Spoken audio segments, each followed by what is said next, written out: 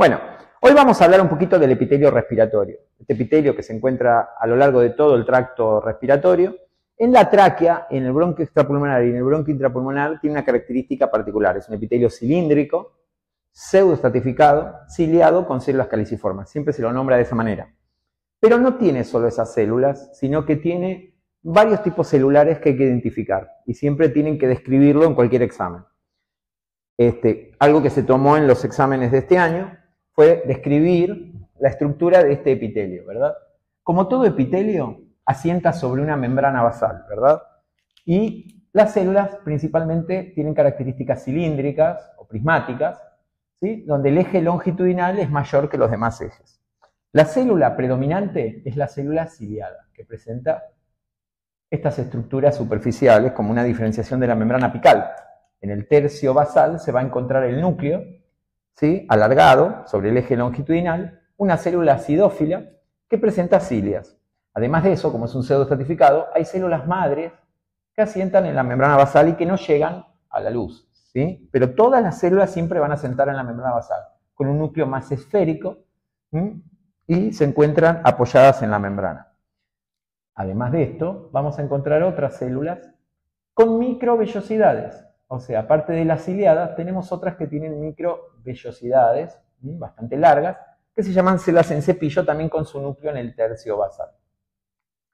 Otra célula que vamos a encontrar es la célula caliciforme. La famosa célula caliciforme, que también la encontramos en el tracto digestivo, presenta gran cantidad de gránulos de mucígeno, ¿sí? En la superficie, en el citoplasma apical y el núcleo más basal. Y tiene esta forma, ¿sí? De copa, por eso caliciforme. Y por último, otra célula que es importante acá, es una célula donde la superficie mayor va a ser sobre la membrana basal, mientras que en la parte apical va a ser menos desarrollada, con un núcleo basal, y unos gránulos muy pequeños, que van a desembocar hacia el tejido conectivo subyacente, donde encontramos capilares y vasos sanguíneos, porque van a liberar hormonas. Se llama célula de Kulczycki o de gránulos pequeños, es una célula endocrina que tiene su característica tintorial especial. Entonces vamos a describir un poquito a la célula ciliada. Como dijimos, cilíndrica, acidófila con el núcleo en el tercio basal y cilios, presenta cilios, que son estructuras móviles, que van a tener un esqueleto de microtúbulos, lo que se llama el axonema,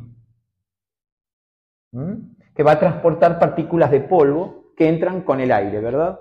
Además de esto, la célula basal, como dijimos, hay una célula que se llama célula basal. Esta célula basal, que no alcanza la luz, se comporta como una célula progenitora. Como todas las células progenitoras, evolucionan, ¿sí? En otra célula progenitora y una célula diferenciada del epitelio, ¿sí? Además de esto, encontramos a esta, que era la célula en cepillo. La célula en cepillo presenta microvellosidades con un esqueleto de actina que aumenta la superficie de absorción y tiene una función sensorial. Hay de dos tipos. Hay célula en cepillo tipo 1, que tiene una función sensorial, y la tipo 2, que es más indiferenciada y después evoluciona en la tipo 1. Esta célula, para visualizarla al microscopio, generalmente se utilizan técnicas de inmunohistoquímica para identificarlas porque no es fácil diferenciarlas de las otras. La célula caliciforme, que la encontramos también en el aparato respiratorio, es una célula, ¿sí?, que va a tener gránulos de mucígeno.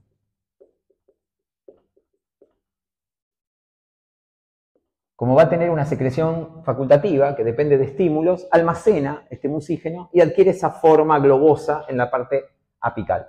¿De acuerdo? El núcleo siempre va a estar en el tercio basal y esta célula se va a observar con una técnica que es la técnica de Paz. ¿Se puede ver con HIE? Sí, se puede ver acidófila leve, no es la técnica habitual para poder distinguirla, sino que se usa la técnica de Paz, que es reactivo de Schiff más ácido periódico, por los altos componentes glucídicos que contiene en su citoplasma.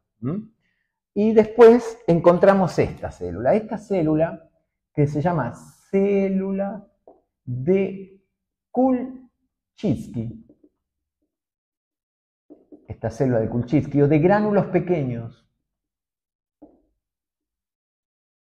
¿Por qué esta célula tiene la superficie con menos volumen que la parte basal? Es porque es una célula que va a volcar sustancias, su secreción, hacia la sangre. Esto van a ser catecolaminas. Noradrenalina, por ejemplo, son hormonas que van a participar en la función respiratoria. Esta célula particularmente, la tinción específica para poder visualizarla son las técnicas de impregnación argéntica, que comprende las sales de plata. Y se verían de color oscuro, negro, marrón, oscuro o negro.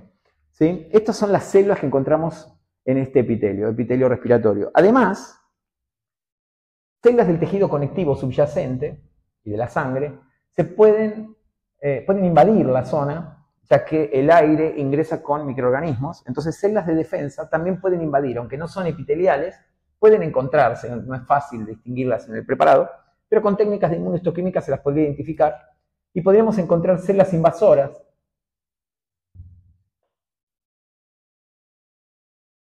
como linfocitos y macrófagos. Células que vienen por sangre o vienen directamente del tejido conectivo, tienen la capacidad de migrar por quimiotaxis y acercarse hacia el epitelio para tomar partículas que ingresan.